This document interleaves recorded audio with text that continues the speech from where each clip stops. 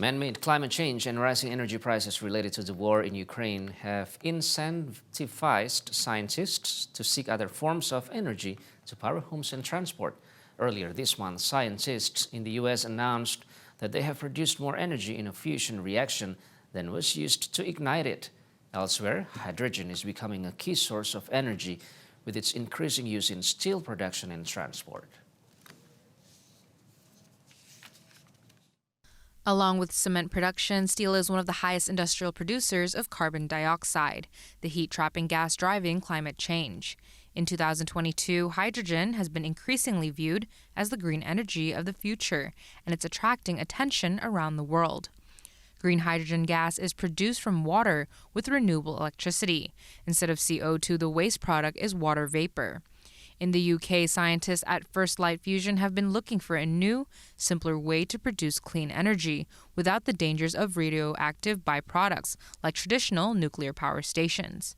The technology involves firing a projectile ignited by gunpowder down a giant gun that eventually hits a target, which releases energy. This is called nuclear fusion. This is the important part of our technology. So the projectile comes in, hits at enormous speed, makes a huge pressure. Actually, that pressure is not enough for fusion. The target focuses the energy and boosts that pressure massively, and that's where we get the conditions for fusion. The aim is that this technology would drive turbines to create electricity. It's still a very small amount of energy, but staff here believe it's the first step to showing that fusion can be created more simply and cheaply. A major advance in fusion research was announced in Washington early December, with scientists for the first time being able to engineer a reaction that produced more power than it was used to ignite. Last week, for the first time, they designed this experiment so that the fusion fuel stayed hot enough, dense enough, and round enough for long enough that it ignited, and it produced more energies than the lasers had deposited. About 2 megajoules in, about 3 megajoules out.